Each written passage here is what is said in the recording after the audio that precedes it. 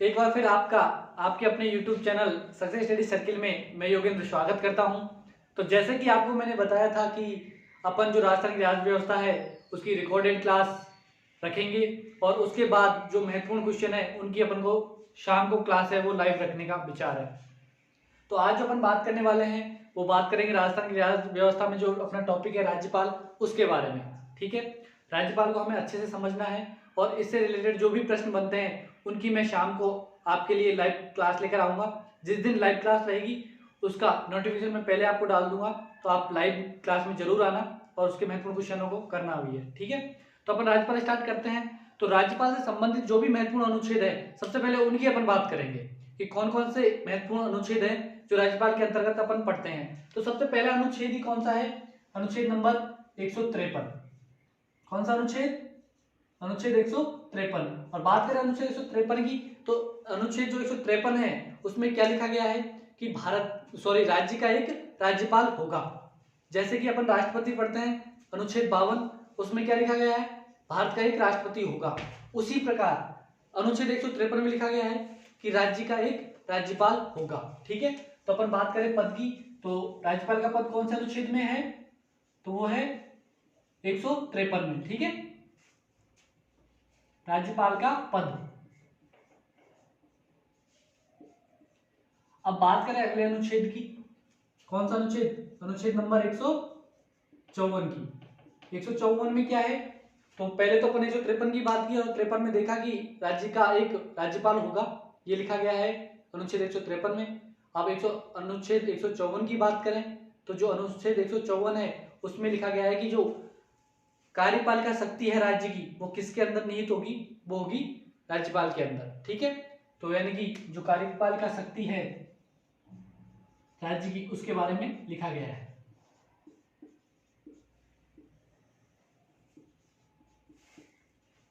ठीक है, तो राज्यपाल की वो राज्य की कार्यपालिका शक्ति है वो किस में निहित होगी? वो राज्यपाल में निहित होगी। वैसे आप सभी को पता होगा कि वास्तविक जो कार्यपालिका शक्ति है वो किस में निहित होती है? वो होती है मुख्यमंत्री के अंदर। ठीक है, लेकिन संवैधानिक किसके? वो है राज्यपाल के अंदर। ठीक है, ये चीज आपको विशेषकर ध्यान रखनी है। अब राज्यपाल, इसमें यह भी लिखा गया है कि जो कार्यपालिका शक्ति है उसका खुद भी उपयोग कर सकता है वो, या फिर जो मुख्यमंत्री है उसके रूप में भी वो उसको काम में ले सकता है। ठीक है, अब बात करें अगले अनुच्छेद की, तो अनुच्छेद नंबर 155। ठीक है, तो अनुच्छेद 155 है उसमें इसको जो नियुक्त किया जाता है उसके बारे में है, नियुक्ति के बारे में कि राज्यपाल को कौन नियुक्त करता है, कैसे नियुक्त किया जाता है। तो जैसे अपन ने राष्ट्रपति की पढ़ी थी नियुक्ति, तो उसमें तो एक विधि बनाई गई थी, उसके अंतर्गत राष्ट्रपति को चुना जाता था। लेकिन राज्यपाल की बात करें तो राज्यपाल की नियुक्ति के बारे में कोई भी विधि नहीं है ना। इस चीज का विशेष ध्यान रखना है, किसी प्रकार की कोई विधि नहीं है इसकी नियुक्ति के लिए। इसकी नियुक्ति है वो कौन करता है? वो करता है राष्ट्रपति। ठीक है, राष्ट्रपति भी जो केंद्रीय सरकार होती है उसकी सहमति से ही चुनता है, लेकिन ऐसा संविधान में नहीं लिखा गया है कि उसको केंद्र की अनुमति लेनी पड़ेगी, केंद्र सरकार की। ठीक है, जो संविधान में लिखा गया है वो लिखा गया है कि भाई राज्यपाल है उसकी नियुक्ति कौन करेगा? राष्ट्रपति। ठीक है, तो इस चीज का आप ध्यान रखना। अब बात करें अगली, अनुच्छेद नंबर 156। तो 156 में अपन बात करें तो 156 में क्या है? इसका कार्यकाल है। ठीक है, तो कार्यकाल का भी आपको विशेष ध्यान रखना है, कार्यकाल से बहुत अच्छे प्रश्न बनते हैं। तो बात करें राज्यपाल के कार्यकाल की, तो राज्यपाल का जो कार्यकाल होता है वो सामान्यतः तो कितना होता है? 5 वर्ष। मैंने ध्यान रखना शब्दों पर, मैंने क्या लिखा है? सामान्यतः कितना? 5 वर्ष। क्योंकि सामान्यतः लिखने के पीछे भी बहुत बड़ा उद्देश्य है कि सामान्यतः मैंने क्यों लिखा है 5 वर्ष। अपन ने यहाँ देखा नियुक्ति कौन करता है? राष्ट्रपति। तो एक ये भी हो सकता है कि जो राष्ट्रपति है वो जब तक चाहेगा तब तक ही ये राज्यपाल अपने पद पर रह सकता है। तो अपन एक चीज कार्यकाल में ये भी लिख सकते हैं कि राज्यपाल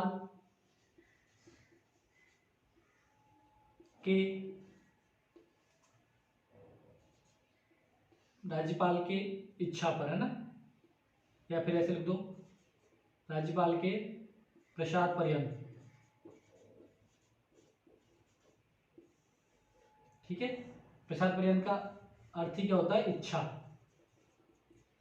ठीक ठीक है, तो ये भी ध्यान रखना कि जब तक राज्यपाल चाहेगा तब तक राष्ट्रपति चाहेगा तब तक राज्यपाल अपने पद पर रह सकता है। इसी में तीसरी बात करें कार्यकाल में, जब तक कि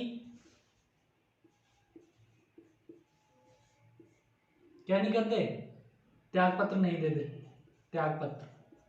ठीक है, तो ये भी ध्यान रखना। एक तो क्या हो गया, सामान्यतः 5 वर्ष रहेगा, लेकिन राज्यपाल उसको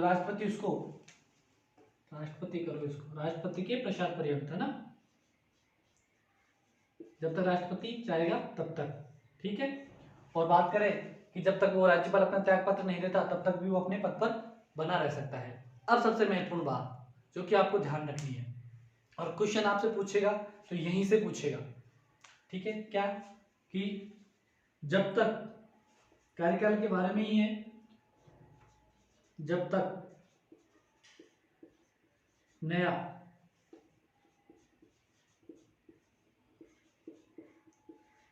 राज्यपाल नियुक्त नहीं हो जाए,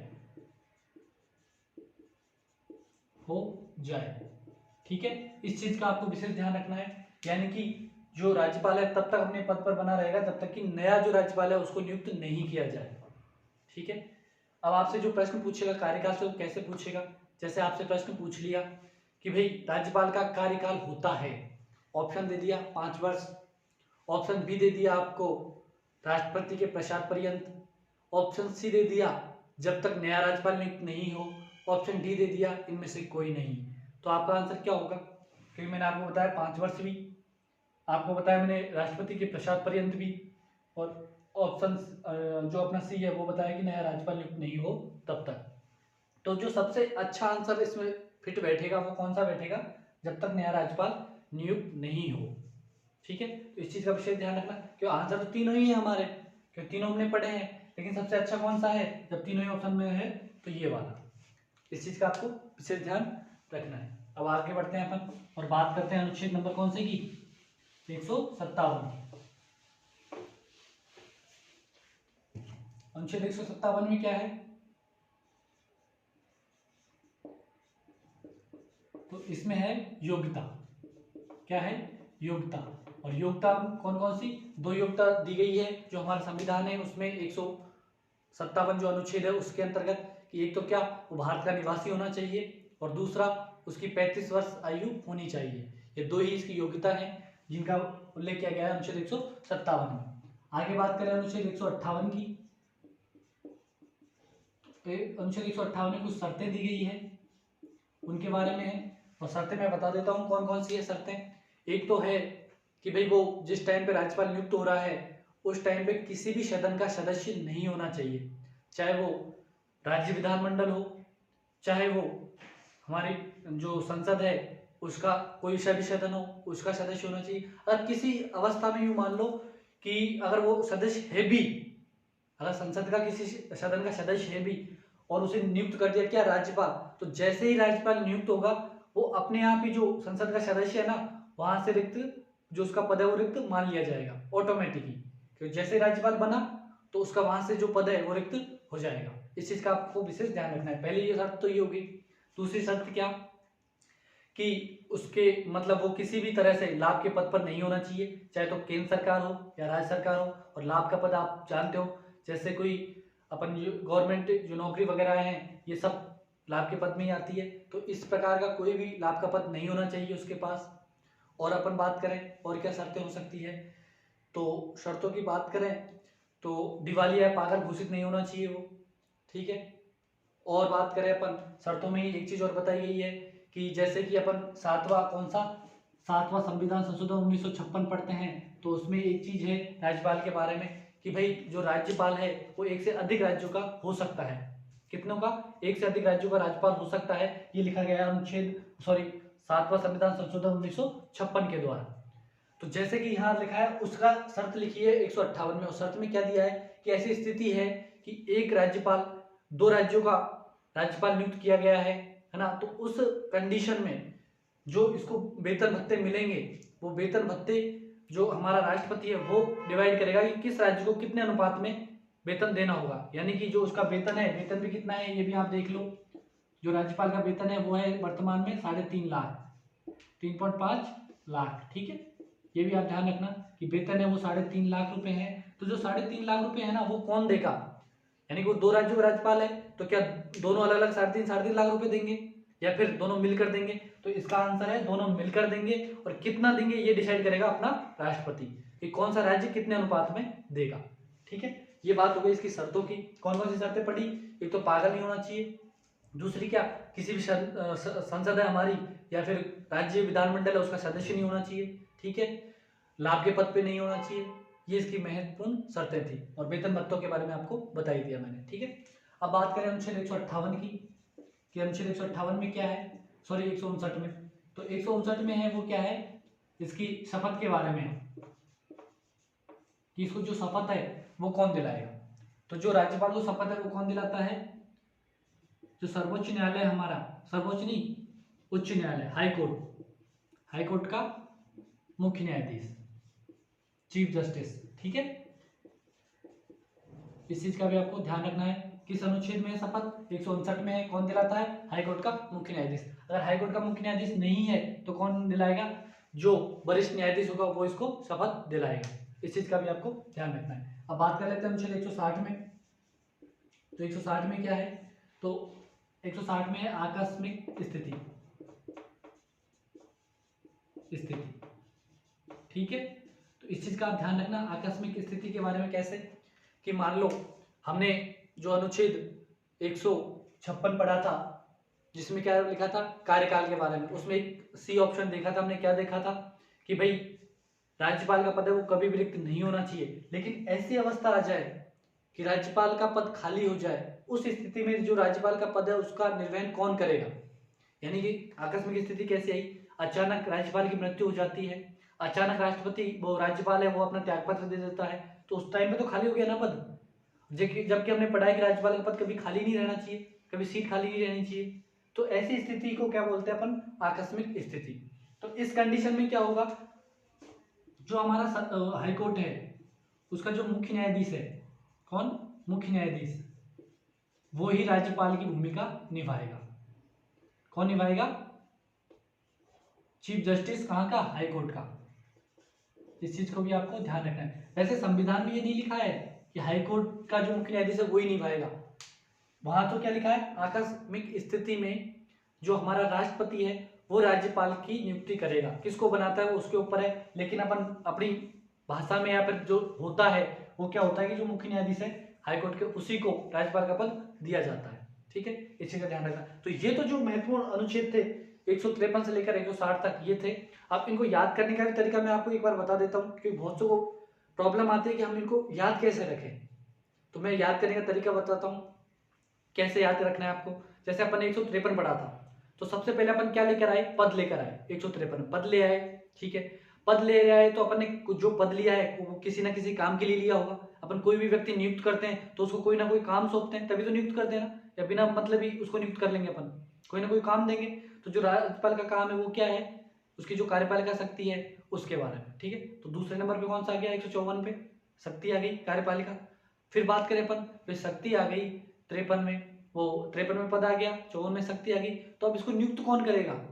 ठीक है, पद ले आए अपन, इसके काम बता दिए भाई ये इसका काम रहेगा। अब नियुक्त कौन करेगा? तो नियुक्त कौन करेगा? राष्ट्रपति। तो नियुक्ति कौन से में आ गई? 55 में। ठीक है, नियुक्ति कर दी तो अपन के दिमाग में आई भाई नियुक्ति की, तो अब ये कितने दिन तक इस काम को करेगा। ठीक है, तो इसका क्या? कार्यकाल। तो कार्यकाल कौन से में आ गया? 56 में। ठीक है, अब कार्यकाल दे दिया अपन ने, तो फिर अपने दिमाग में ये भी आएगा कि भाई जो मतलब जो राज्यपाल चुनेंगे वो किस प्रकार का होगा, क्या क्या उसमें होनी चाहिए, यानी योग्यता। ठीक है, तो योग्यता आ गई 57 में। अब योग्यता आ गई भाई क्या क्या शर्तें इसकी होनी चाहिए, तो ये आ गई अगले क्या? 58 में। ठीक है, इसके बाद क्या? शपथ, कि भाई इसको शपथ भी दिलानी है हमको, तो शपथ आ गई 159 में। और 160 में आकस्मिक स्थिति। याद हो गए? पहला क्या? पद, 53 पद, 54 क्या? कार्यपालिका शक्ति, 55 क्या? नियुक्ति, 56 क्या? 56 के बाद नियुक्ति के बाद कार्यकाल। ठीक है, 57 क्या? योग्यता, 58 क्या? शर्त, 59 क्या? शपथ, और 60 आकस्मिक स्थिति। ठीक है, तो ये आपको याद होनी चाहिए। एक बार पढ़ लोगे आपको सारे कंटिन्यू याद हो जाएंगे। आपको ये भी नहीं कि किस प्रकार इनको याद करना है। अब सबसे लास्ट में अपन देखते हैं इसकी जो शक्तियां हैं उनके बारे में, राज्यपाल की शक्तियों के बारे में। ठीक है, शक्तियां। अब शक्तियों के बारे में बताता हूँ। 4 प्रकार की इसकी शक्तियां हैं। एक तो कौन सी? कार्यपालिका शक्ति, ठीक है। और कार्यपालिका शक्ति के बारे में मैंने आपको बताया कि कार्यपालिका शक्ति के अंतर्गत कौन सी आएंगी, कौन कौन सी शक्तियां होंगी। तो जो कार्यपालिका शक्ति है उसके अंतर्गत एक तो फर्स्ट तो जो भी राज्य के जो भी कार्य हैं वो किसके नाम से किए जाएंगे? राज्यपाल के नाम से। ये फर्स्ट इसकी कार्यपालिका शक्ति हो गई। कोई भी कार्यपालिका संबंधी कार्य वो किसके नाम से होगा? राष्ट्रपति के, वो राज्यपाल के नाम से होगा, ठीक है। दूसरी शक्ति कार्यपालिका ही संबंधित, तो जो हमारा मुख्यमंत्री है और भी मंत्री हैं उनकी नियुक्ति कौन करेगा? राज्यपाल ही करेगा, ठीक है। दूसरी शक्ति होगी कार्यपालिका शक्ति। तीसरी शक्ति क्या? कि जो हमारे मुख्य न्यायाधीश वगैरह हैं इनकी नियुक्ति के संबंध में, जैसे आयोग वगैरह हैं, महत्वपूर्ण आयोग हैं जो राज्य से संबंधित है, उनकी नियुक्ति भी कौन करेगा? राज्यपाल करेगा, ठीक है। आयोग की नियुक्ति भी कौन? राज्यपाल करेगा, ठीक है। और दूसरी शक्ति की बात करें अपन, इसमें ले लेते हैं अपन वित्तीय शक्ति। तो वित्तीय शक्ति के अंतर्गत तो आपको पता ही है जो रुपए पैसे हैं उनसे संबंधित है। तो राज्यपाल क्या क्या वित्तीय शक्ति होती है राज्यपाल की, वो भी अपन देखें। तो सबसे पहले तो अपन बात करें कि जो राज्यपाल की वित्तीय शक्ति होती है उसके अंतर्गत जो धन विधेयक होता है वो किसकी अनुमति से, जो विधानमंडल में प्रस्तुत होता है वो किसकी अनुमति से होता है? वो राज्यपाल की अनुमति से। तो ये इसकी सबसे पहली वित्तीय शक्ति हो गई। दूसरी वित्तीय शक्ति क्या? कि जो आकस्मिक निधि कोष होता है वो किसके संरक्षण में होता है? वो राज्यपाल के अंडर में होता है, यानी कंट्रोल किसका होता है उस पर? राज्यपाल का ही होता है, आकस्मिक निधि कोष पर, ठीक है। और अपन बात करें वित्तीय शक्ति के बारे में, तो जो भी मतलब बजट पेश किया जाता है हमारे विधानमंडल में वो किसकी अनुमति से होता है? वो भी किसकी अनुमति से? राज्यपाल की अनुमति से, ठीक है। मतलब विधेयक है वो किसके नाम, बजट है वो किसके नाम से होगा? राज्यपाल के नाम से होगा। ये हो गई इसकी वित्तीय शक्ति।